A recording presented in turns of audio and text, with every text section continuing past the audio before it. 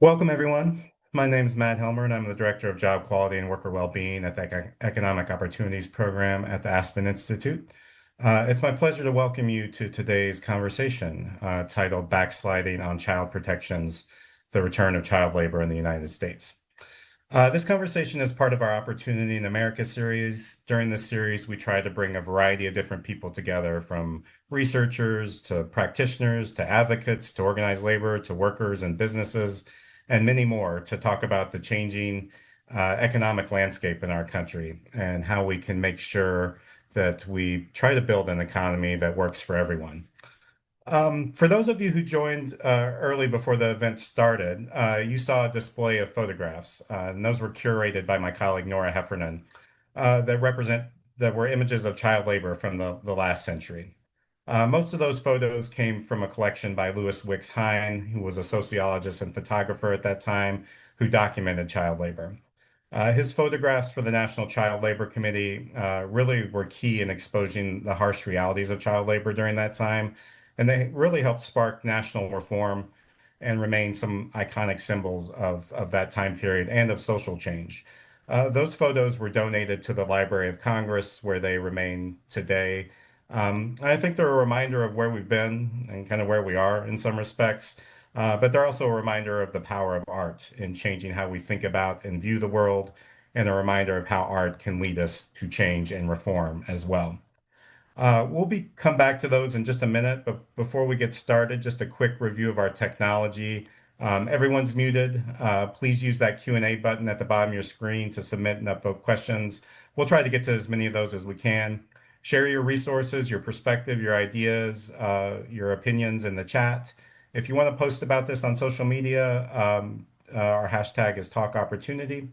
If you run into any issues during today's event, you can message us in the chat or email us at eop.program@aspeninstitute.org.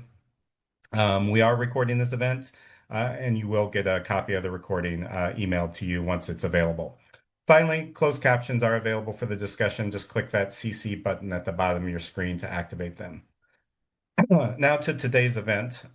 This is the first conversation in a two-part series that we're titling Exploring the Past, Present, and Future of Youth at Work. I think in the United States, one's first job is kind of a rite of passage in some respects, right? And some of us who are older maybe carry images of what work looks like for a young person. Kids delivering newspapers, to the extent newspapers are still around in that form. Maybe mowing lawns, working a few hours after school at a family restaurant, bagging groceries, maybe helping on the family farm. There's kind of a mythology, I think, around these experiences about learning responsibility, earning your money to buy your first car, save for college, developing a work ethic. And, part of that is all still true. That still does happen. And it is possible, I think, to design good, meaningful, and safe jobs for age-appropriate youth. And many youth do need to work, right? They do need to save for college, or they do need to support their family, help support their families in many respects. Um, but I think good jobs for youth have become somewhat of the exception as well. And what we know about work for youth today, I think often falls well short of some of those, kind of nostalgic images we have in our minds. So in this series, we're looking at kind of two related, overlapping, interconnected issues. Today, we're going to focus on an array of child labor issues and violations. So kids too young to work, kids working in dangerous jobs and in places they have no business working in, and kids working longer hours than allowed by law are some of the things we're going to talk about. In the second conversation that we'll have in 2026, we're going to shift focus a little bit to think about what good work looks like for age-appropriate youth. How do we create work experiences that genuinely benefit young people? What protections and supports do they need? What does a good job look like, again, for an age-appropriate youth? That'll come in 2026. But beginning with the issues of child labor today, where we're going to focus, I think those images that we showed before the event from Louis Wicks Hine, they're from the distant past, but some of those same types of horrors continue more than 100 years later today. Many of us have heard the terrible stories over the last couple of years of young children being severely harmed or killed on farms and meat processing plants and construction sites. We've heard about 11 and 12-year-olds working overnight, cleaning the floors of slaughterhouses, children on tobacco farms being exposed to really noxious and dangerous chemicals. These tragedies are, pretty hard to fathom from my perspective. They're impossible to excuse, and I think represent yet another example of us failing to live up to, I think, what we many of us hold as a sacred commitment to protect our children. So they're really kind of unbecoming, I think, of who we say we are as a country. Now, alongside these really big horrors and tragedies are a number of other common child labor law violations that we're going to talk about today. So again, kids working too many hours, late in the night at a grocery store, fast food restaurant, underage kids working that shouldn't be, kids operating dangerous machinery, and kids really having their childhood, education, and their lives kind of stolen from underneath them. As these tragedies have unfolded, and what we're going to explore today too, is we've seen states weakening child labor laws, allowing even younger children to work, expanding permissible hours, reducing restrictions on hazardous occupations. We've seen some states strengthen protections too, though. We'll talk about that a bit as well. Our kids, all of our kids, whether they're born in the US or they've traveled here from elsewhere looking for a better life, this is a really urgent issue. And I think we need immediate action around it.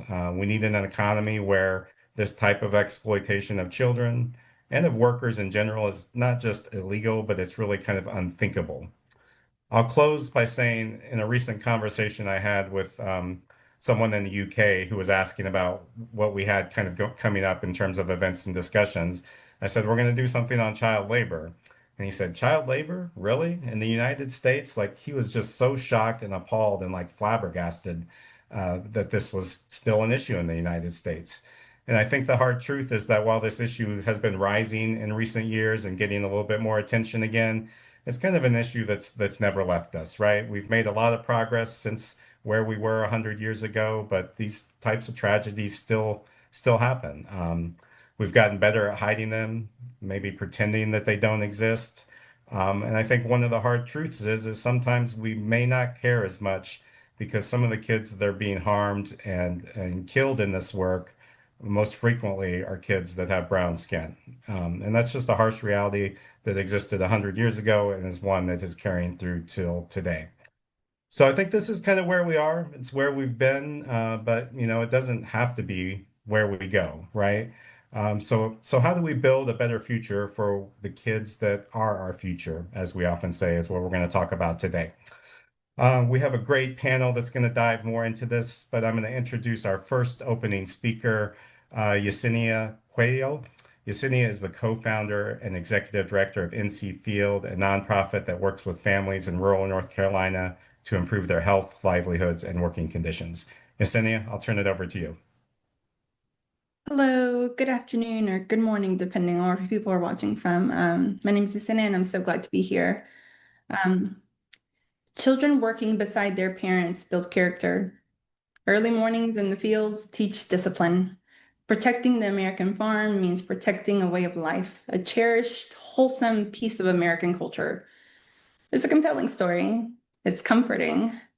And if you listen to those who defend child labor and agriculture today, you'll hear it repeated again and again, as if the entire future of American farming depends on children learning the family business by performing the work my family did, while the ones who supervised sat in their air-conditioned trucks, tractors, or rode around in rows on their ATVs and golf carts.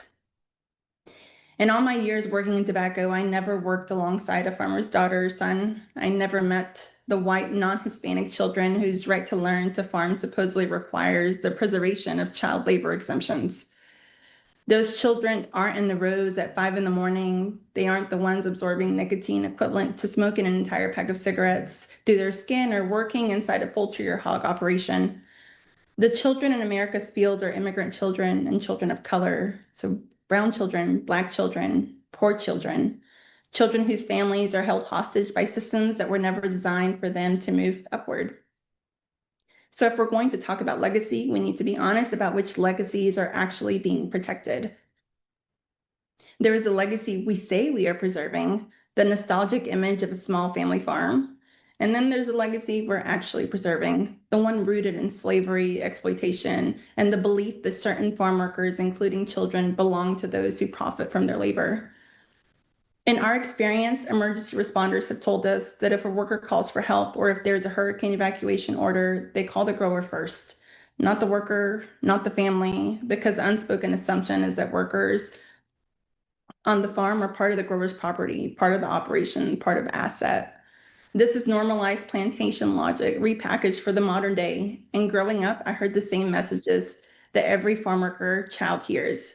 That because our skin color is darker, we can withstand the sun longer. That we don't need as much water. That drinking cold water will make us sick. That thirst is normal, exhaustion is normal, and the pain is normal. These aren't harmless myths. They are the everyday instructions for humans expected to work in conditions that are unimaginable to most people in this nation. When I talk about child labor in this country, I'm not reaching back through history books. I'm reaching back to the rows of tobacco where I and so many others grew up.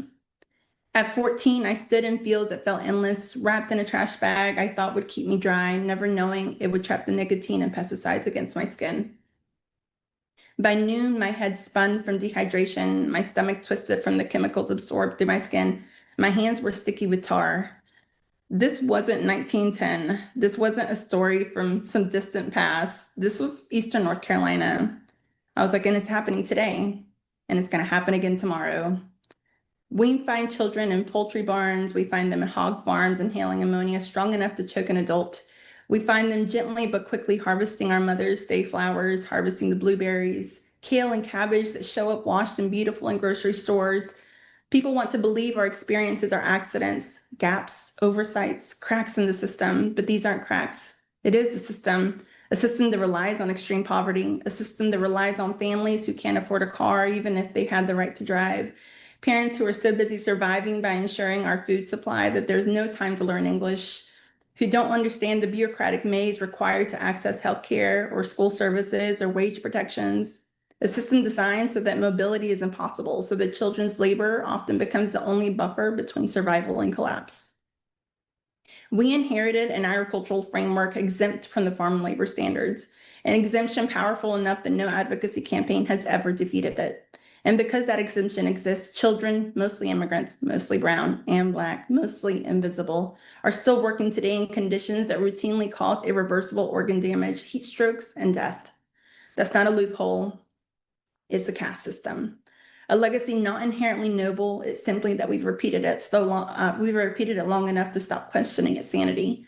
Slavery is also part of that American farm legacy. So is racism, disenfranchisement, and the quiet comfort with which this country assigns hardship to certain communities while preserving opportunities for others. If we want to change the trajectory of the American story, we have to start by telling the truth about the systems we inherited. And then we must be bold enough to build the systems no one has yet imagined. That requires asking different questions, not how do we reduce violations, but how do we ensure no child labor is required for their family to eat? Not how do we expand the labor supply, but what would this country look like if every worker, including farm workers, had rights, protections, and dignity? Not how do we tweak the framework, but how do we redesign it so that no community is left invisible, unprotected, or without the dignity of healthy food, opportunity, and safety? That work requires more than policy expertise. It requires moral clarity. This is about justice. And justice means centering the people closest to the pain, not as stories to be told, but as architects of its solutions. There is another American legacy we need to acknowledge, the persistent message that children like me belong in fields, but not in the future. That we are perfect for harvesting this nation's food, but we're never meant to contribute to rooms where people are debating outcomes that shape our very lives. Locally, we know this much. You can't end child labor without replacing the income that child labor currently props up. Otherwise, you're not protecting us or collapsing our families. Before we can remove children from fields, we must replace the income that current systems have stolen from their families. Higher adult wages, stable winter income, mobility to train and reach other jobs, market premiums for child-free produce, and access to small farm enterprise development. These are few examples of the essential economic foundation that makes ending child labor possible. In this room, I'm imagining there are decades of dedication to this effort, people who work tirelessly to influence policy, shape supply chains, and form public imagination, and hold institutional power. Your presence here is not an accident, it's a signal, and that signal comes with responsibility. Every person here represents a part of the system we are trying to transform. The choices you make, such as the standards that are enforced, will determine whether the next generation of rural children of color spend their summers learning and laughing or standing in a tobacco field wearing a trash bag to keep chemicals off their skin. If we love food, we must love the people who produce it. If we care about children, we must care about the conditions they are growing and working in. And if we care about justice, then silence and nostalgia cannot carry us forward. Only courage can. We are all planting something, whether we mean to or not. The only question that matters now is, what will your choices grow, and who will inherit the world you help shape? The future I hope for will not arrive on its own. I understand my responsibility to help build it clearly, intentionally, and together, so the next generation of children doesn't have to survive what too many of us continue to endure. Thank you. Thank you so much, Yesenia.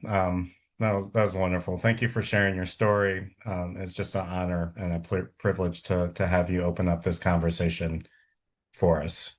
Yesenia is going to stick around, and as we get to audience Q&A at the end, if you have questions for her, we'll get them to her and bring her back into the conversation. So now it's my pleasure to introduce and transition to our panel.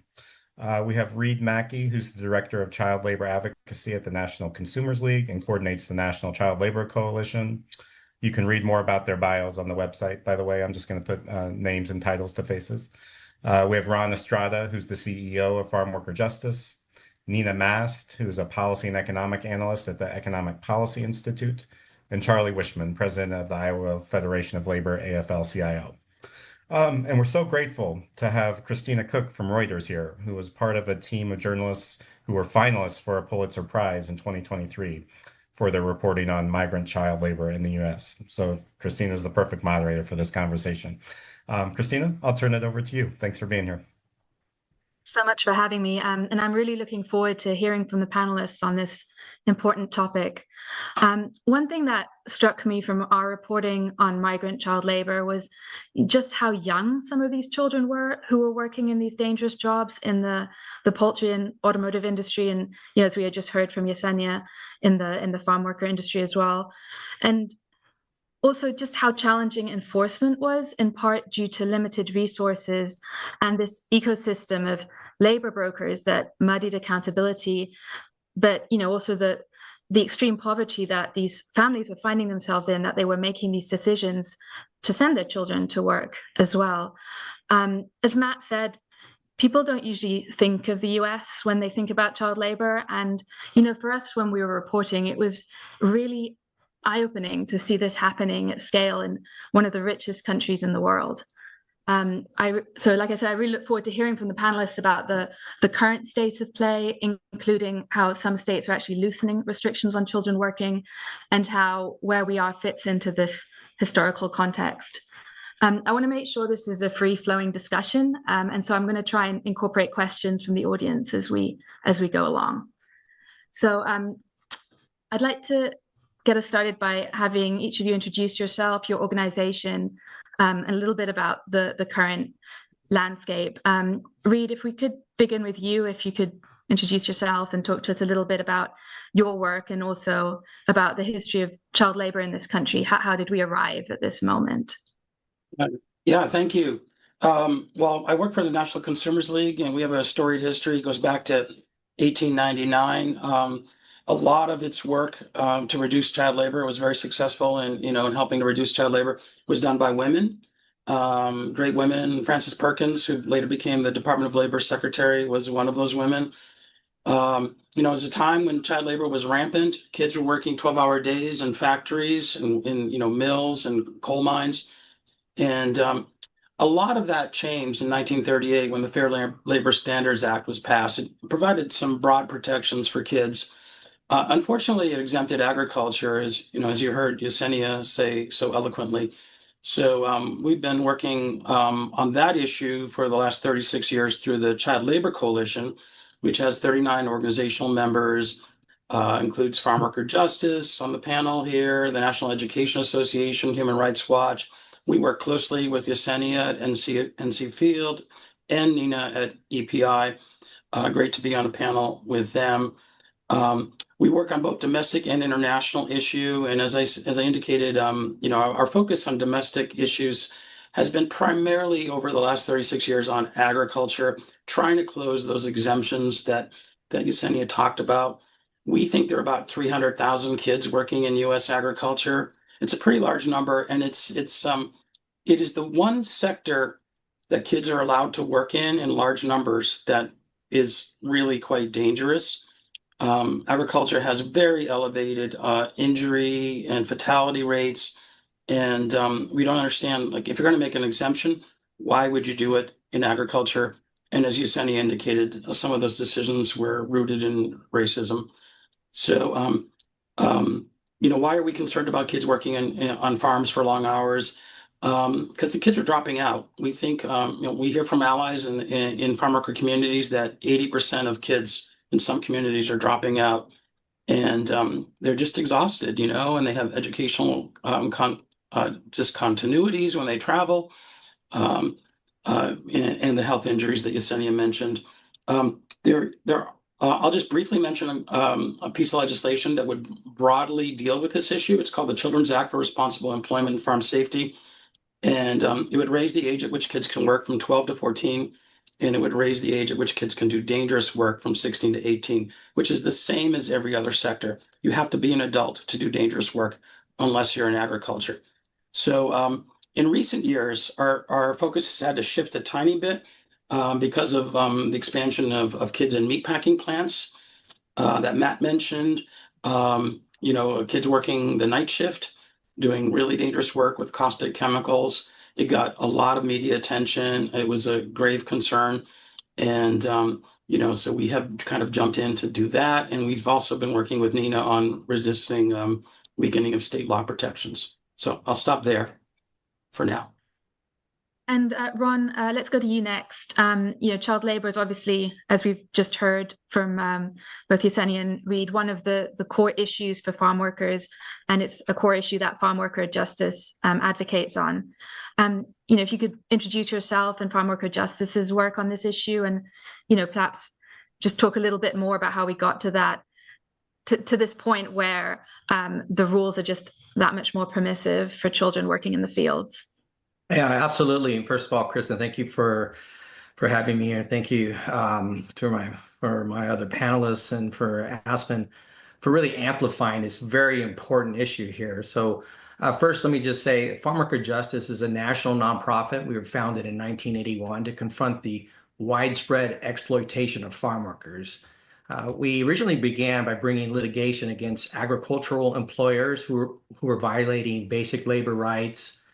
And over time, we've expanded our work to include legislative and administrative advocacy. Today, we work to improve wages, strengthen workplace protections, expand access to healthcare, and ensure that farm workers who have been excluded from many federal labor laws have a meaningful voice in shaping the policies that affect their lives.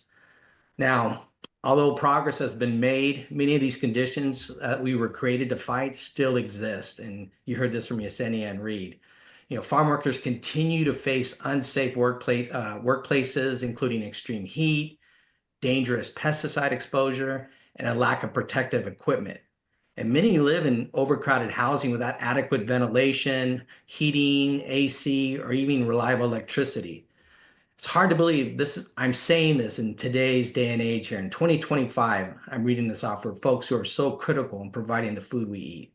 And on the job, the workers still experience wage theft, denial of water and rest breaks, and they have limited access to shade, and far too often threats of retaliation for speaking up about the abuses as what they encounter.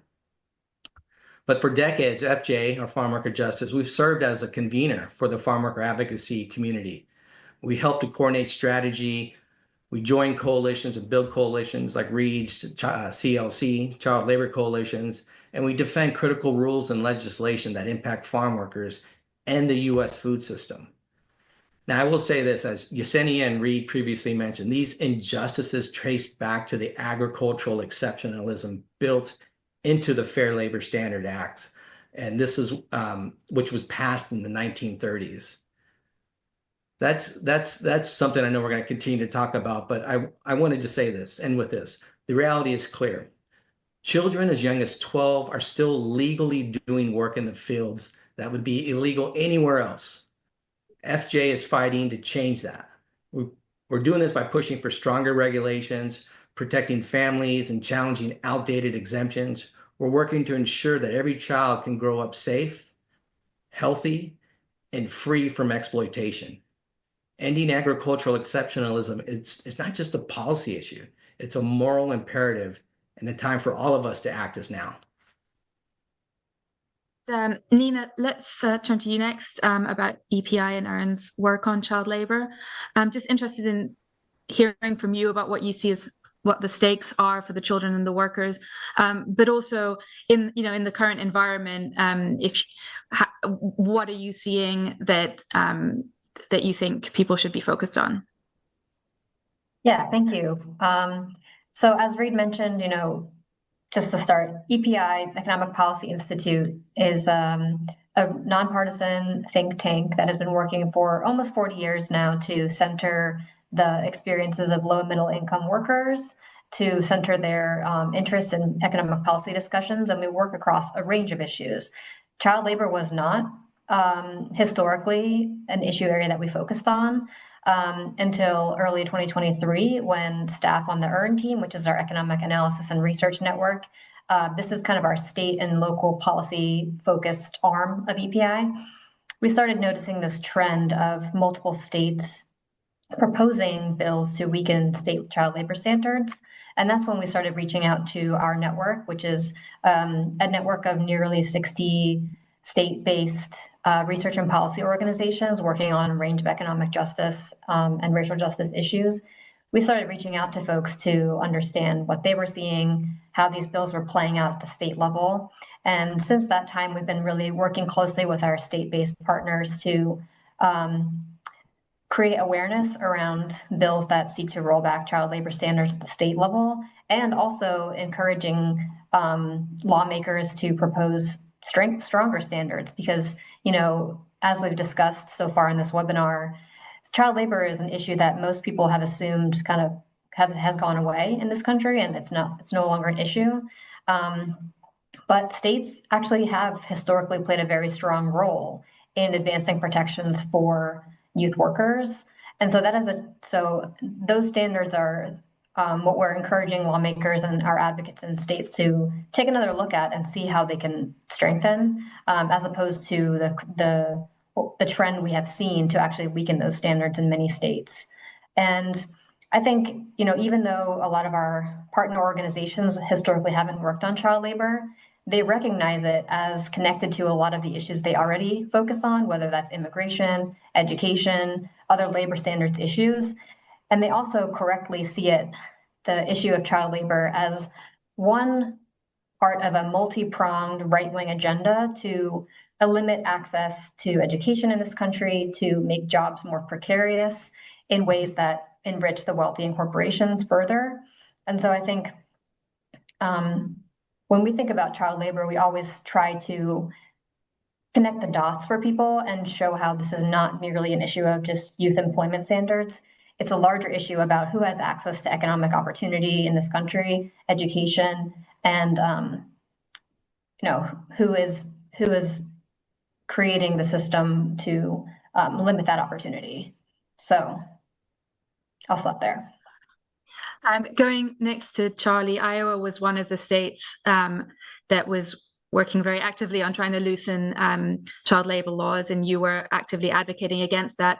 Could you tell us a little bit about yourself and the Iowa Federation of Labor, and why child labor became this issue for you? Well, first of all, thank you for having me. I think after everything Yesenia said, I think we can all go home because we do have an entire look. How long have we been working on this? As I like to say, nothing is ever really settled when it comes to capitalism. So this has never stopped. We've never stopped working on it. And look, how do we fight this? Look, Reed, I wore a turtleneck today because I'm with a lot of you academic folks, but Reed and Nina make us sound smart in interviews, but I'm more happy going up. And if you're going to come after kids, we will repeatedly, the labor movement in the States will just repeatedly punch you in the face until you stop. And that's basically, I didn't literally, or nobody literally punched anyone in the face, but I would have been happy to. Oh, we're not supposed to say that kind of thing. Sorry. A lot of really, really good, thoughtful organizing and a strategy that involves inside and outside. But yeah, the labor movement in the States, like, sorry, we settled this about 120 years ago. I don't know, we got ourselves banned from parts of the Capitol, the state capitol. I mean, we raised hell all over the state. I think in addition to that, we put the Republicans in a really crappy spot here. Like, hey, if you want to vote on whether or not a 16-year-old girl can serve beer at Hooters, and let's put the actual in an amendment, let's put the size of the outfit. You want to vote on whether or not 16-year-olds can wear that at work? Cool. Thanks, Republicans. You want to have that fight? Do that. Or you can actually strip the bill down. So when it comes to this particular issue, I don't feel really bad about being really tough on people. And at the end of the day, they kind of get it. About a minute before this start, the House minority leader or majority leader, who I fought on this for so much, and who actually banned us from the entire second floor of the Capitol, called me about something. So you can move forward on these sorts of things, but you cannot back down. This is not a negotiable issue. This is something that at the end of the day, between Reed and Nina and Jen and everybody in state, all of our union and affiliates are everybody that was involved in this fight, and it was a movement fight. I truly believe that in the last 2 years, at least, some parent didn't have to put their kid 6 foot in the ground, thanks to the work that folks like Reed and Nina and so on helped us with. So thank you both for that. But this isn't over, and it's continuing on, and I'll just probably shut up right now. I've already sounded weird enough talking about punching people, but come after kids, happy to.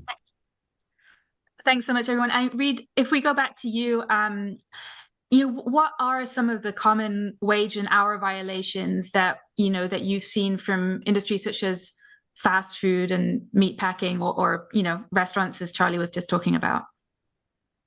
Well, yeah, we've seen a ton of violations during the Biden administration's enforcement efforts on fast food. All of the major fast food companies were implicated. Most of those concern hours violations, with kids working too many hours. And that may sound innocuous to the public, but it's really important, because there is academic research that suggests that when kids work more than 20 hours a week during the school week, that their grades drop and their school completion rates drop. So we're talking about the futures of these kids, when you look at the impact of having a high school degree or a college degree on young people over the course of their lifetime, it can be millions of dollars. And so we do not want to see kids working long hours. As Matt said, work has a place. Teenage work has a place. If it's restricted to decent hours and doesn't involve hazardous work, we're okay with it. But when it crosses those lines, we're not okay. Ron, we talked a little bit about what child labor in agriculture looks like, but could you talk to us a little bit more about some of the federal laws that are on the books with regards to child labor on farms? Like, how much more permissive is it? Well, let me start by setting up some of the the scenario, because we've all mentioned FLISA, the Fair Labor Standard Acts, and really that is to the core of what we're kind of anchored to, and that's also the main issue that we're all talking about here, is that this has to be modernized. We have to bring this up to speed. And this is, you know, the work from previous to me and all of us here, we've been trying so hard to do this. And I think in some ways, Charlie's right on. It's like, we've got to continue to hit back because again, the way we've been working previously, you know, we've just been chipping away for this. A lot of this is hidden, and I say hidden under the term family farming. Family farming conceals disgusting truths about our food industry. And whenever it is benefits the industry to, you know, again, to justify why that everyone's okay with having this current situation with labor contractors being the buffer and doing all the hiring for the the workers, and they're the only ones at fault for these issues. You know, they hide under family farming. And again, Flissa was established in the 1930s when there were true family farms there. Now, let me just say something here. I was at the Organic Trade Association recently. There's some good farms out there. There's some good people out there that want to do well. But I don't know of any good agribusinesses, and I don't call them large farms. I call them agribusinesses. I think by using the term farms with them and associating the farms is misleading. And that's something that feeds into a lot of what we're seeing here. The reality is we as the public, or we as our advocates, need to make the public aware of the reality that this still is the companies, these big corporate entities and agribusinesses are all about profit.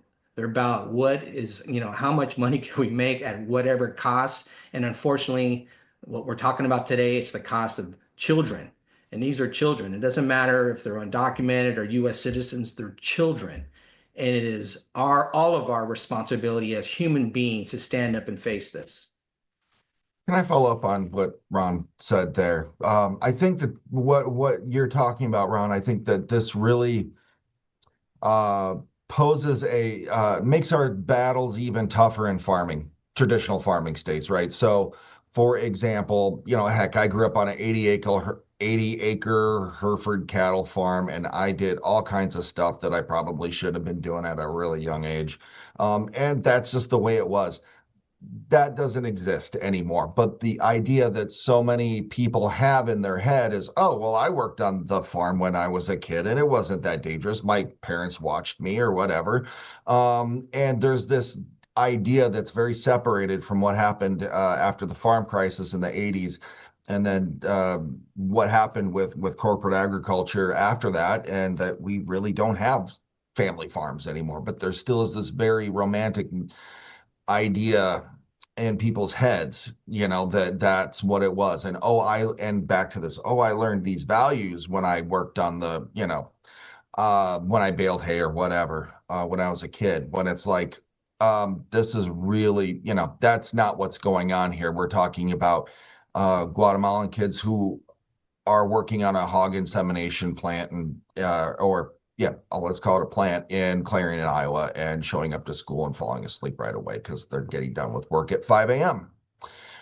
That's the reality versus like in states where you've seen a lot of this child labor legislation come out, Iowa, Indiana, and places like that, there is a very romanticized notion of what farming is and was. Nina, could you talk us through some of that legislation that's come up, some of the states that have taken these steps towards loosening laws? Sure. So according to our tracking, we've been doing a lot of tracking on child labor legislation over the past 3 years. And just in the past 3 years, at least 29 states have introduced bills to roll back state child labor protections, and 10 have enacted those bills. And, many of them are Republican-controlled states, but some are not. And so I think it's important to recognize that this is an issue that really cuts across politics too, and that's something we continue to be concerned about. But in terms of the changes that the bills make, it's kind of there's a big menu, but they often deal with expanding the number of hours that youth can work, per day or per week, often or sometimes in violation of the Fair Labor Standards Act, like was the case in Iowa and is now the case in Ohio. with a bill that's currently on Governor DeWine's desk. So if you have a direct line to the governor, send me an email.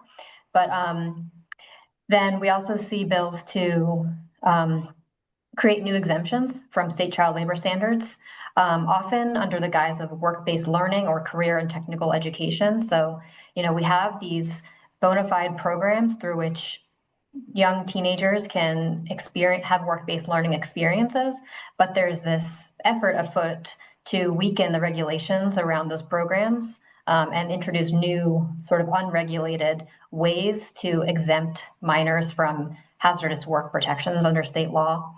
And then we're also seeing efforts to lower the alcohol service age, allowing minors to work in the presence of alcohol, allowing minors to drive vehicles on farms or drive to and from work, as was recently passed again in Iowa. And then I think that mostly covers the bevy of changes. Oh, the other one I wanted to mention was youth subminimum wage. So, under state and federal law, minors can often be paid less than the state or federal subminimum wage based on their occupation or their student status. And we've seen efforts in many states to expand those youth subminimum wages or implement youth subminimum wages in states that don't currently have them.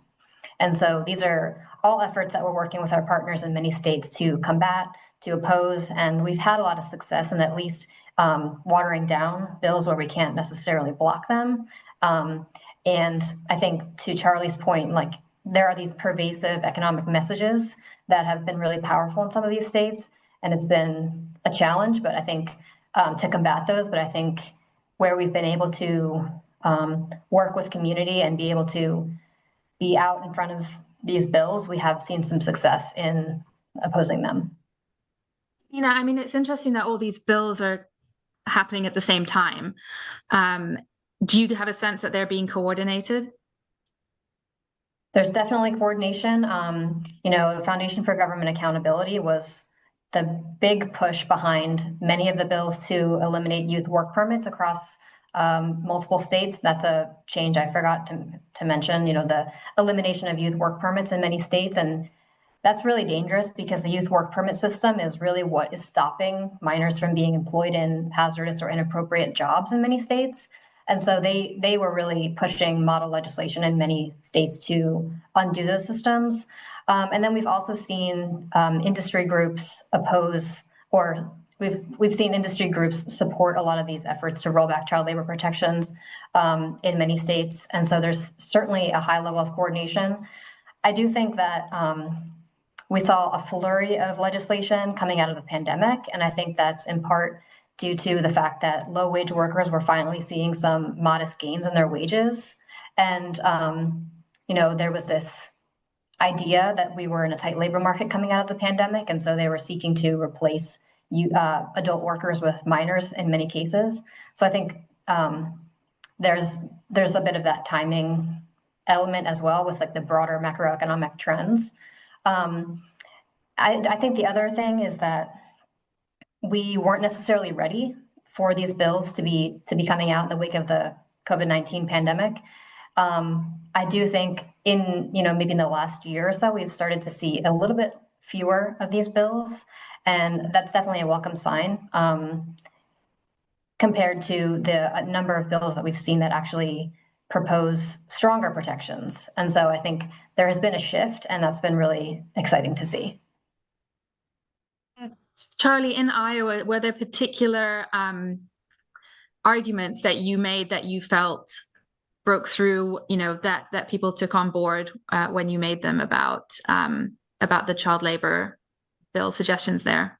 Yeah, absolutely. Off the bat. Well, first of all, they weren't prepared for us because we got the bill leaked to us and we went to the media with it first and framed them as being crazy for wanting to put kids back into mines, right? Like it's really easy to make them look terrible over and over and over every single day when you have when it's again there's things like mining in the bill. There's things like packing houses in the bill that like Iowans know instinctually there are some really big problems with. And like I was saying earlier, the way to force you, when you have little to no bargaining power, in any situation, but using the state legislature and the governor in this particular situation, the only thing you can do, I mean, you can ask them very, very nicely, but they do not care. The only thing you can do is in every single way possible, through organizing at the local level, at the state level, and in many, many different ways, make them look like shit so that they feel like they're not going to get reelected. That's like the only way you can ever change a politician's mind. I'd love if politicians really cared about good arguments and position papers, but they don't. They have to be afraid that they're not going to be reelected. That's it.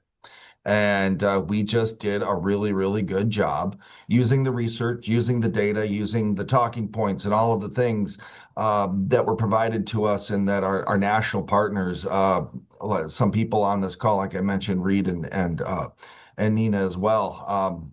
But really, at the end of the day, it's like, how do you make them look terrible? And they make it really easy when they put some of the stuff in that bill that they did, because it's pretty much a free-for-all. It seemed like Iowa Workforce Development, the governor got together with a whole bunch of corporations and said, hey, what do you want? And that's the other thing right now that works as well. Wherever you fall on the political spectrum, most people are really hating on corporations right now, especially multinational corporations and things like that. And I'll tell you, like Tyson Foods makes a really good villain. And so does, I mean, I could go down the line, but there's a bunch of people that make really good villains. And happy to, they seem happy to play the role for some reason. I don't know. But yeah, you don't win the entire thing. But man, again, I think that the work that we did, getting that bill stripped down to mostly hours changes, which I don't want to minimize as being important, but getting most of the hazardous occupations out, was easier to do because they were just egregious and outrageous, and it's easy to make them look bad doing that. So. Charlie, you talked earlier about, how they justified some of the farm work, how they justified, having teenagers working at bars. But, the stuff that you were able to get stripped out of the bill, the more hazardous work, how did they justify that? What were their reasons for having that in the bill? Well, I think it goes to one thing that Nina brought up earlier is that it's, oh my God, and look, Iowa's #1 export is young people. And so nobody wants to stay here and live. And so there's not like there's of white people, at least, there's not a growing population whatsoever.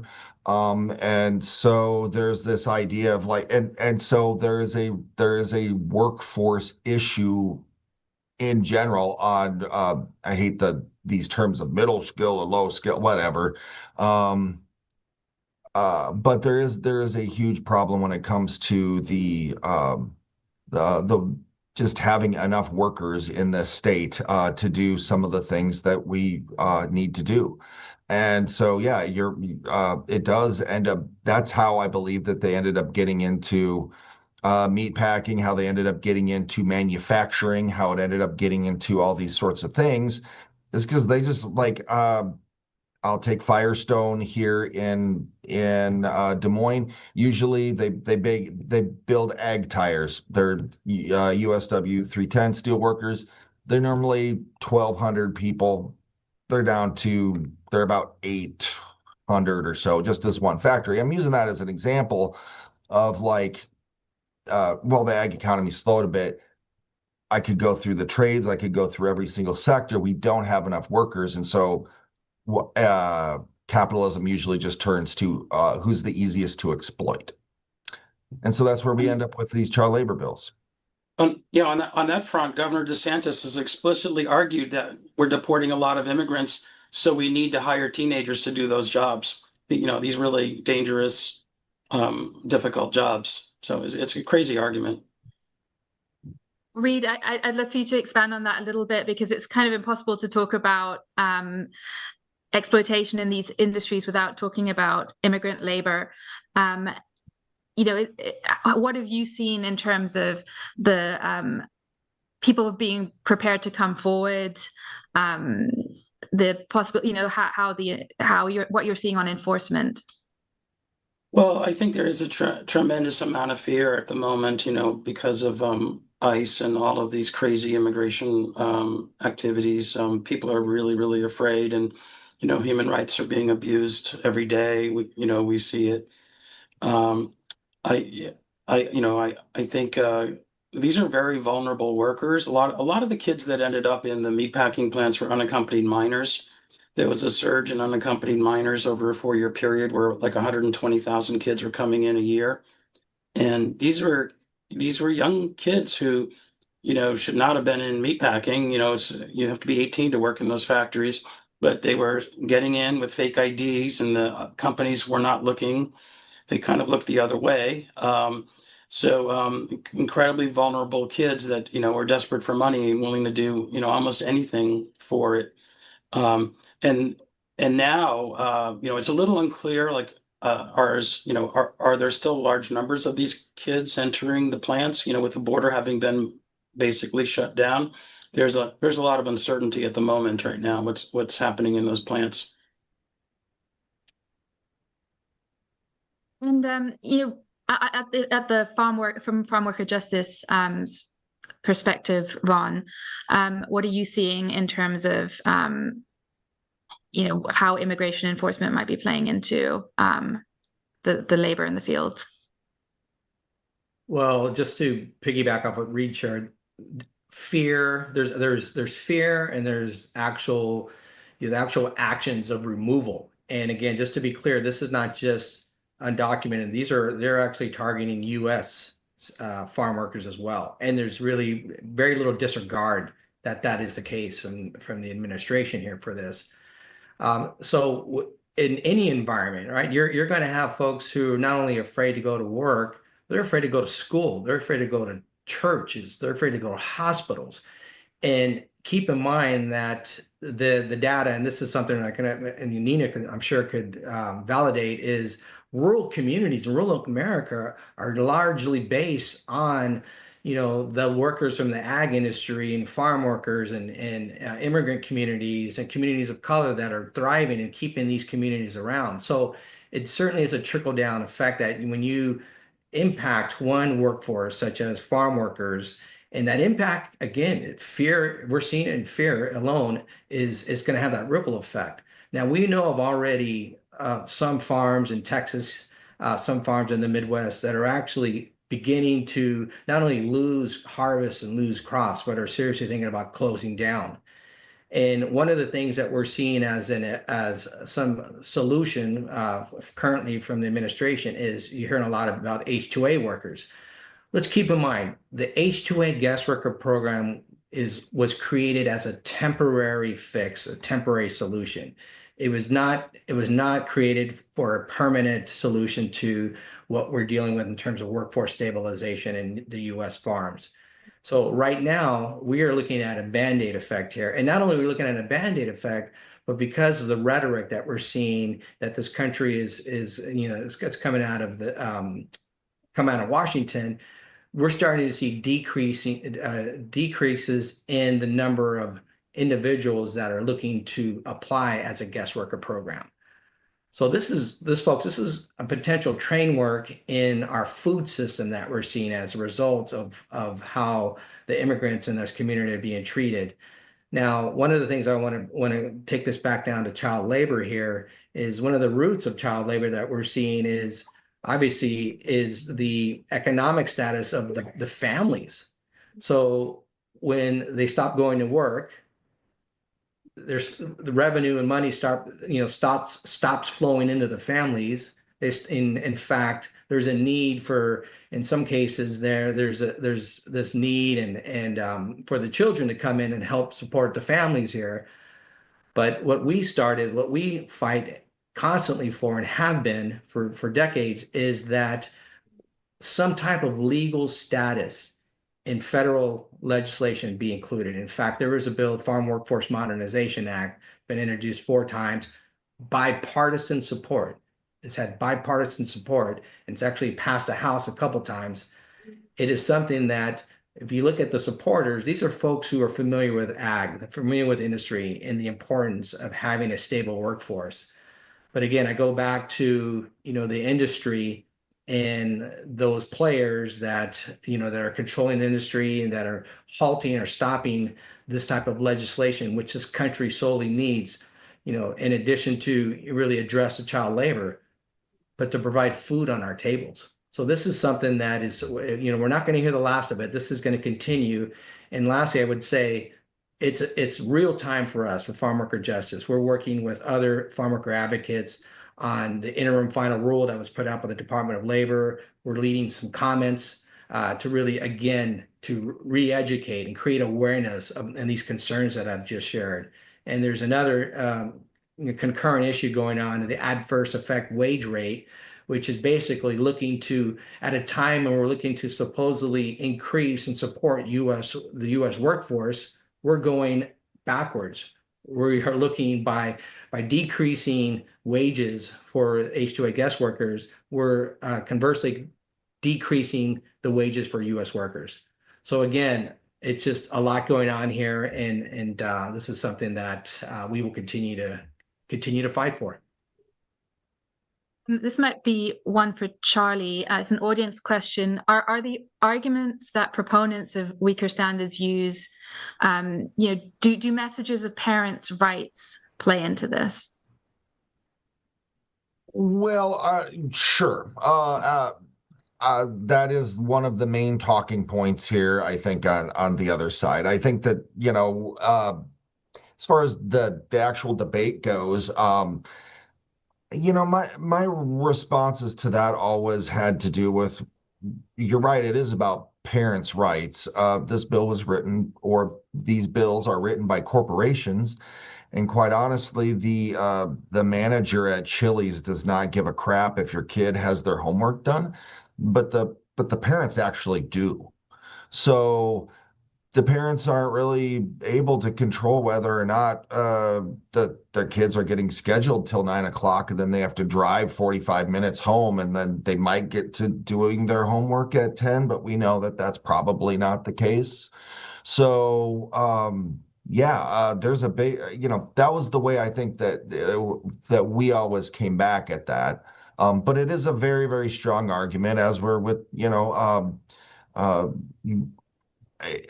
parental rights is always going to be a very strong argument, but it's like, you're right. Parents, not corporations, know what's best for their kids.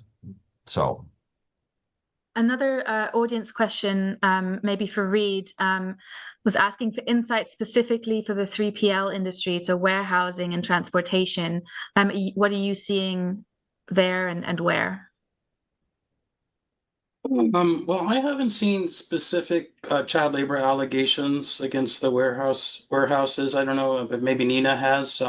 She's been monitoring activities in the States, but I haven't really seen much child labor activity with those facilities. But certainly, yeah. Go ahead, Nina. Oh, I was just gonna say I haven't either, but I think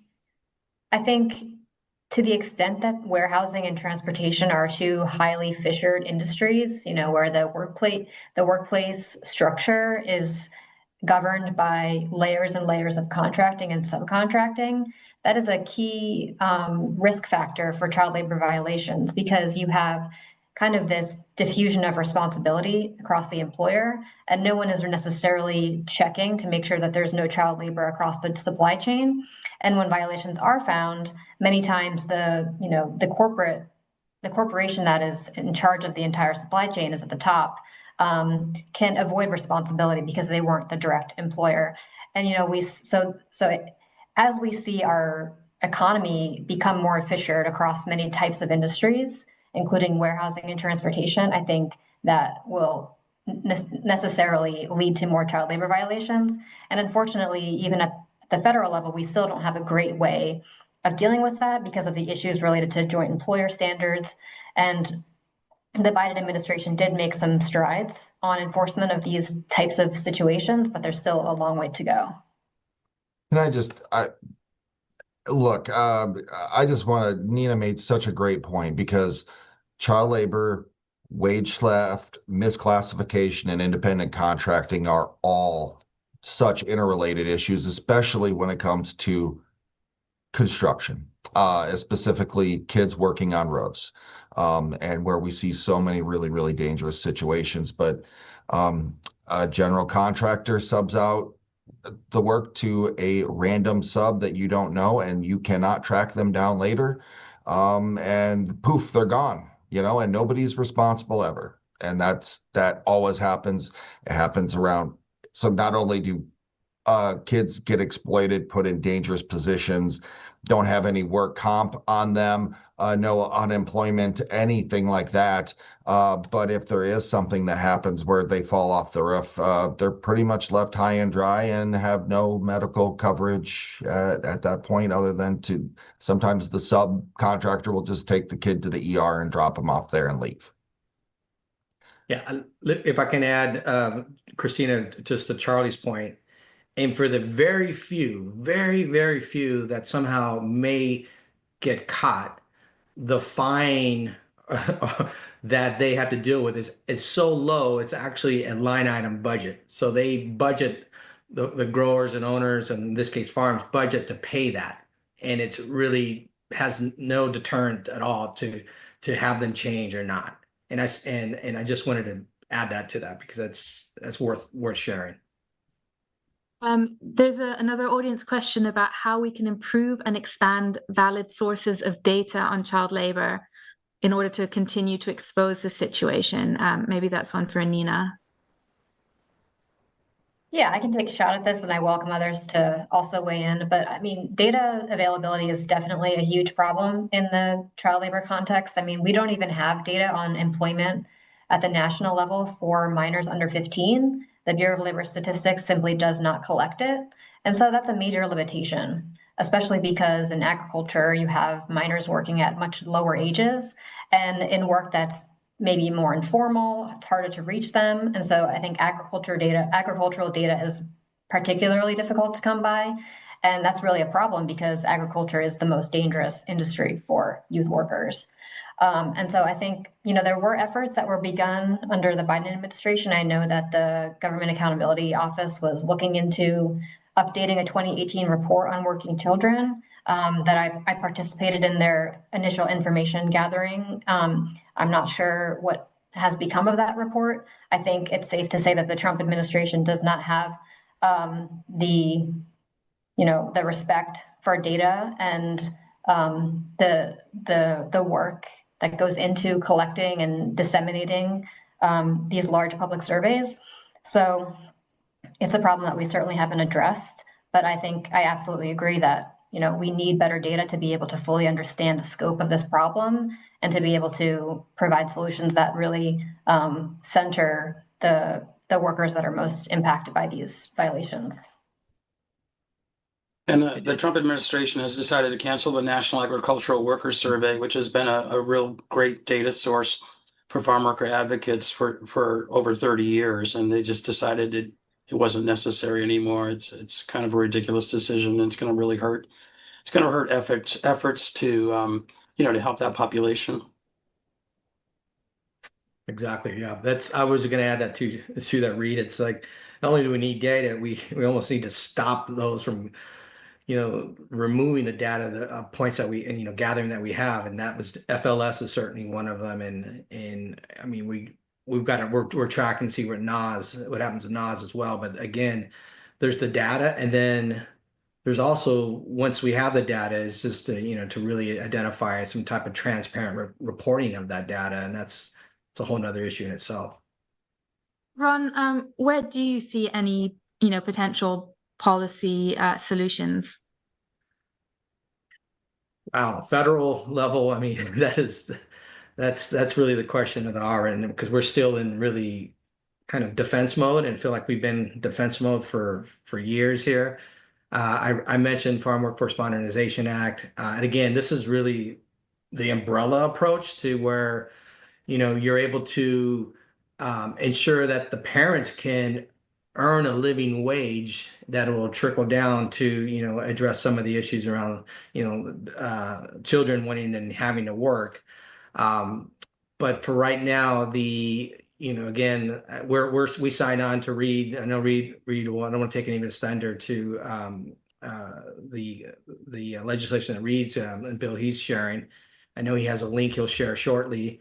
That's certainly one step, and the other is to kind of like double click on Nina's work on the state level and what Charlie's doing. I think one of the things at FJ, we're national based, we're based in DC, but we also see the opportunity to for specific states and to work and double down on some of the work there. And what I mean by that is just really find any legislation or policies that we could, again, it's really about concessions at this stage. That's something I'm trying to tell our partners too. It's like, let's look at some first steps here. And so for us, for the longest time, and it continues to be, legal status is key.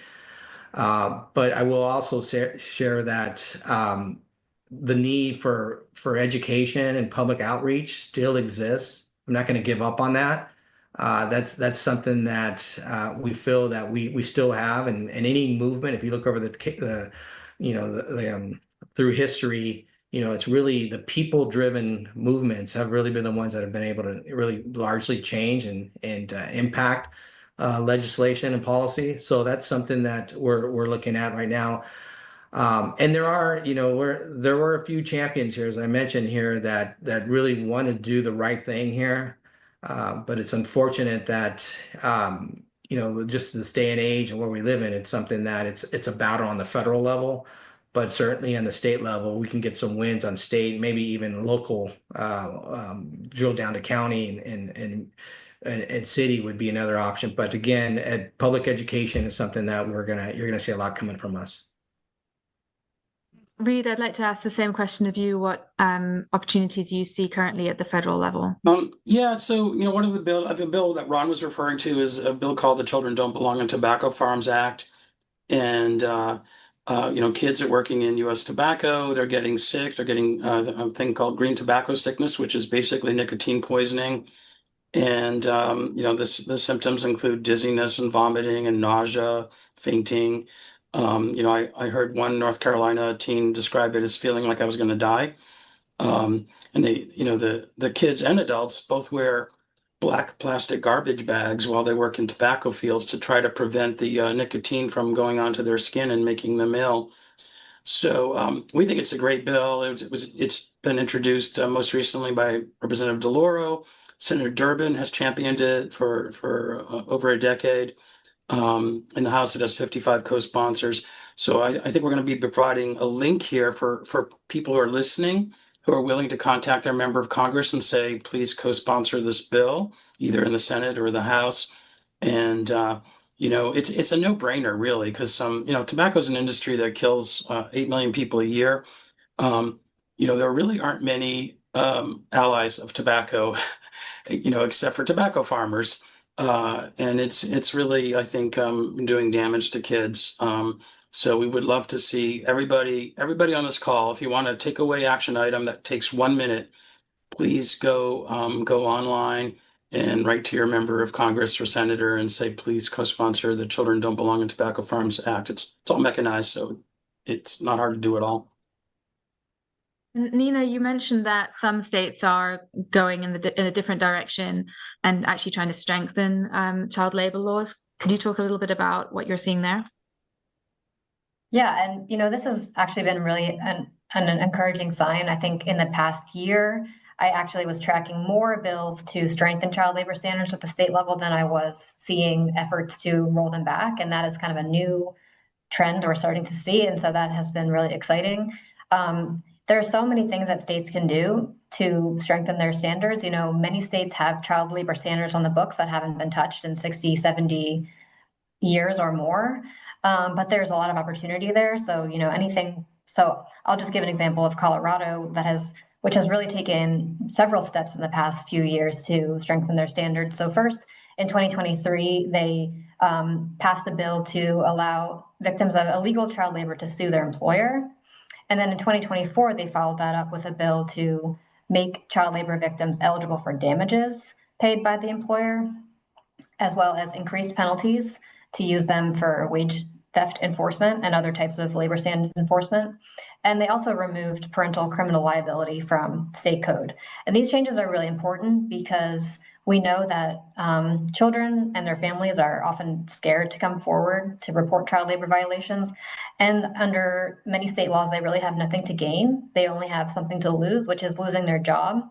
And so these types of changes take a really important step forward to actually compensating victims for child labor violations and increasing penalties to levels that actually will deter violations. And there's a range of other policy solutions that we're seeing in many other states, and you can view them all on our Holding the Line series, brief on child labor, where we provide a pretty comprehensive menu of all the different legislative options available to states. And some states are also doing this through the rulemaking process.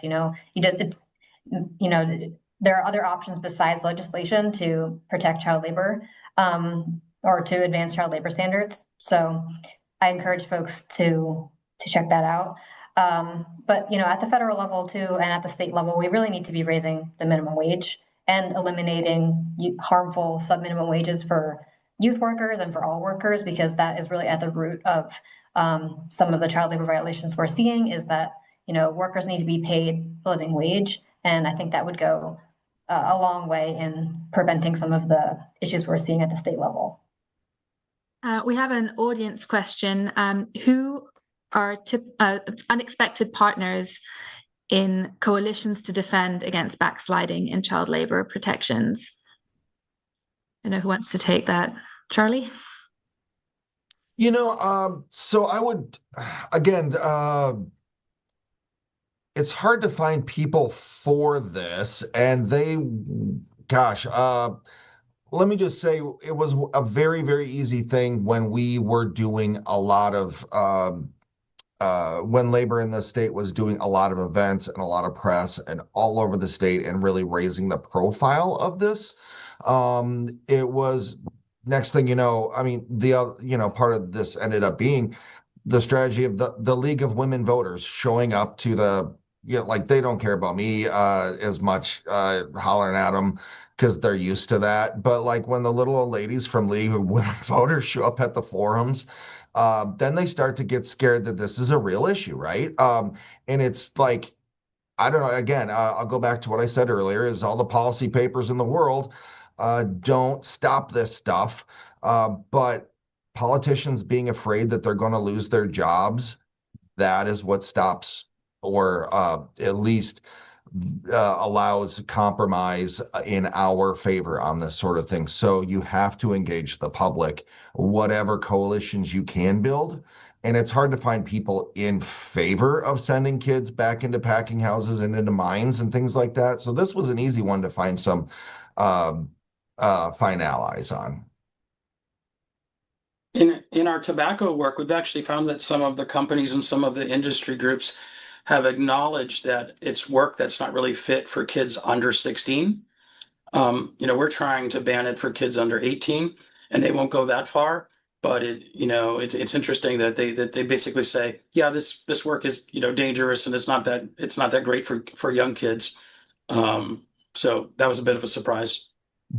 I'll say in our case, JBS, Reed, I don't know if you remember when JBS actually came out with a letter, because the UFCW was very, very active in this, right? And the CEO of JBS was getting ready to go on some, oh gosh, I think he was doing a press conference with somebody or going to be on CNBC or something like that. And they said, well, what happens? How do you answer the question if they bring up the Iowa child labor law? He's like, what?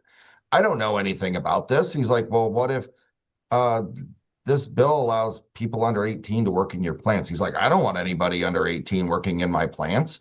So next thing you know, the FCW and JBS, and it's not like we could get Tyson or some of the other ones, but and by the way, JBS then later got popped for child labor violations not long ago. So they're not some heroes, but they were an unlikely suspect when it's like, hey, dude, you might have to answer for this on national TV.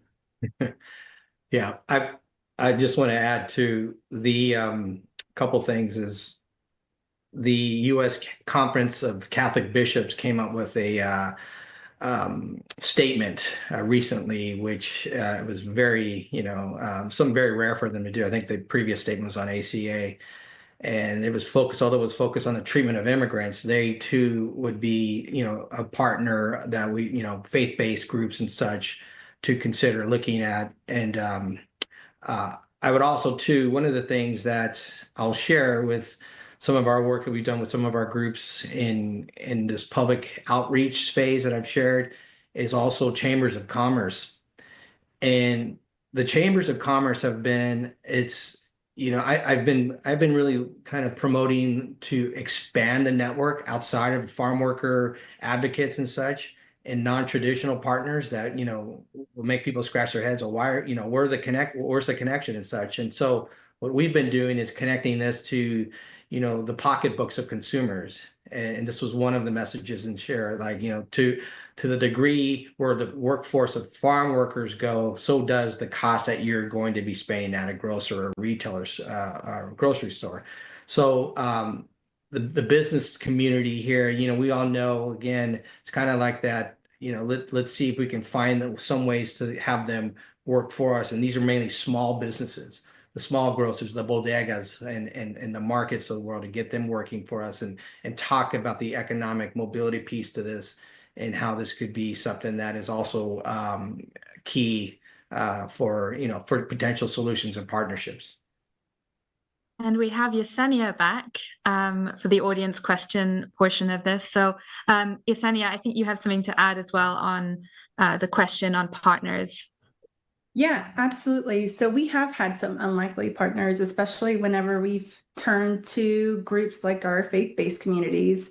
I know that they've been really helpful. I know that a lot of our environmental justice groups have been really supportive of the work as it relates to just how do we help other humans? How do we help other people? I think that using the broader definition, especially whenever we look at things like environmental justice, and the reality is that environmental justice is people justice. So I think that expanding it and recognizing that whenever we talk about agriculture, whenever we talk about child labor, we are talking about things like education and health. I was like, there's interconnectivity between all of those. So it's kind of hard to address one without addressing the other. I have a question about whether the data shows any correlation between modifications to child labor laws and subsequent or lagged changes in educational outcomes across states or regions. Is there what evidence do we have on how these policies affect schooling over time? Maybe Nina,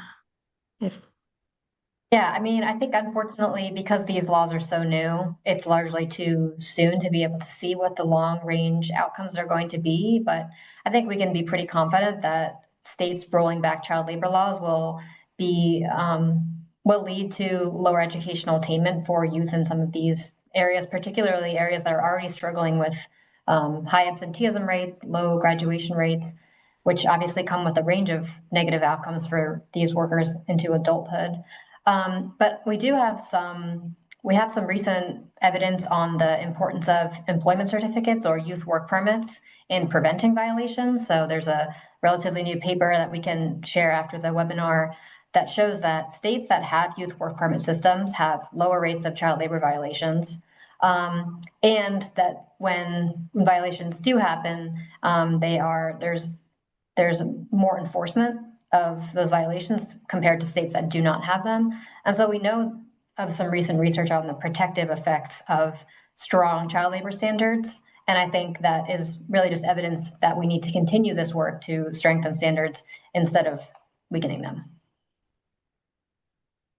Another audience question is, what can workforce development organizations, perhaps those particularly serving youth and young adults, do to address these issues? Can I take that one just real quick?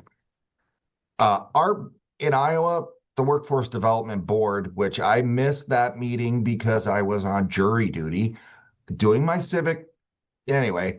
And so I missed that they were developing this bill. So let's start with, can workforce ideas not actually include this at all? and not hide this stuff under work-based learning. And not only that, not give it kids any work comp or any way to if they are injured, being trained or work-based learning or whatever you want to call it. But actually, I have seen around, it's not just that, like, how can you be helpful? Like, don't come up with the bad ideas to begin with, because this workforce boards are where a lot of this crap starts. That's what I've seen. Yeah, we saw a youth in Washington State who lost parts of both of his legs in a workforce learning program, student learner program. So I really think it's incumbent on these groups to not weaken safety protections, to enhance them. Really, I mean, if they shouldn't be putting kids in dangerous positions at all. I mean, it shouldn't be an entryway for hazardous work. So I mean, one really of the things that I'll say that we did to, we advised our neighboring states and so on in the Midwest, our counterparts at AFL-CIO, when you have 50, 60 years worth of mishmash stuff thrown together in code, it gives the opposition a reason to say, hey, we need to quote unquote clean this up, right? And then they go in and they tweak it, and it's really not a tweak, it's just terrible stuff, right? So we've advised folks to try and bring your standards up, and Nina said you've been seeing this. Bring your standards up and probably match FLSA as close as you can, because if not, be safer, but match that, because don't give somebody else the opportunity to change a whole bunch of stuff. And they even tried to do this and say, oh, well, we're the heroes because we're cleaning up, oh, there was some bad language around, street vendors and stuff that doesn't even exist anymore. So yeah, try and actually strengthen your laws, but if take a look at the whole thing, because there's probably a bunch of stuff in your code that doesn't even make sense anymore. This is for a question for anyone. What does a good job for a youth look like, and how do we start building policies and practices to support that? Well, I think, on the hours front, I think, the federal standard of 18 hours per week during the school week is something to not make sure you do not exceed that, definitely don't go over 20. But, that's a real cause of concern.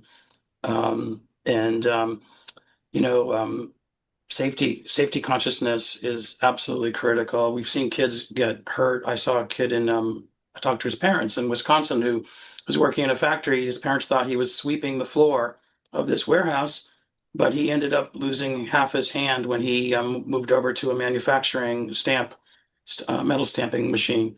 And so it's, safe, total safety conscious, hours restricted. We don't want to see kids working past 7 p.m. on a school night. Follow the federal law where it's strong. And don't be trying to exploit vulnerable teens and use them as a cheap labor workforce. And then if I can add anything to that, so I completely also agree with Reed. I think also whenever we talk, like if we were to broaden it, I was like definitely thinking about safety here, right? I was like, how can what's a good job for youth? Well, let's start off with making sure that that place is safe, making sure that, that they are fairly paid, making sure that they are actually receiving skills and experience that can help contribute to long-term opportunities for youth. We need things that respect our time, respect our dignity, respect our health. I was like, we need to stop relying on a lot of child labor to fill in a lot of like the systemic poverty that we know is the root cause for why we see a lot of child labor.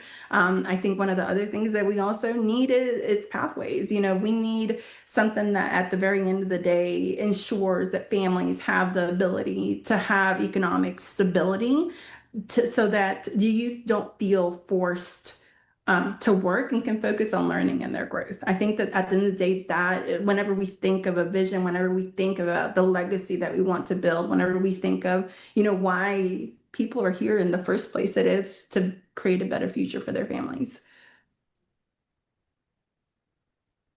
School's their job. That's a lot. You said it a lot nicer, Yesenia, but That's what I tell my kids. It's like, you know what? You get all this stuff for free. Uh, and it's from a very privileged place. Look, I know not everybody's there, but honestly, the just having the ethos of like, okay, your job is to do well in school and finish school, and that will help you the rest of your life.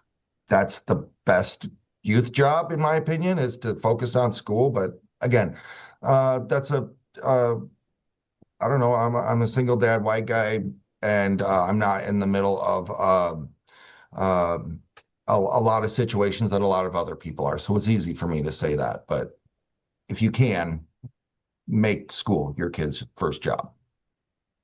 Yeah, the key there is if you can. I don't disagree with that, Charlie. But again, unfortunately for farm workers, they're majority are seasonal migrant workers, and they have to go move with the crops and such. So their schooling is doesn't have the luxury I think those of us on this panel have had in our families. Um, I just want to echo Reed and Yesenia. It starts with safety. I think unfortunately we have to go with safety here first. And that's something to where it's such a there's the opportunities are there. The opportunities are, at least from when we were all growing up, and I'm speaking in general terms. I think you could say it was fairly safe to be a paper boy, deliver newspapers. Nowadays, that may not even be safe here. So I think you really got to look and start with safety here. Well, thank you, everyone. This is such a massive topic, and I'm sure we haven't touched on so many things, but we really appreciate you all taking the time. And I'm going to turn it back over to Matt. Thanks, everyone. Thanks, Yesenia, Charlie, Christina, Ron, Reed, and Nina for such a great conversation and for covering so much ground on a really important and timely topic. And thank you to all the audience. I heard the chat was super active, a lot of conversation going on there, which is always great to see. Our next event is going to be in January. We're going to take December off to let our team rest a little bit. So stay tuned for more information about upcoming events in this series and our other series, Job Quality and Practice. A huge thank you to my team at the Economic Opportunities Program, including Max and Finney, who really led the development of today's event, who did all the research behind it, who found these amazing speakers that you all heard from today. Special thanks also to Maureen Conway, Sina, and Colleen for their support and leadership on this, as well as our comms team, Nora, Francis, and Tony, and architects for the production of today's event. We're wishing you all a safe and happy Thanksgiving, and we'll see you hopefully in 2026. But thank you again to our speakers and you all for joining us. We'll see you next time.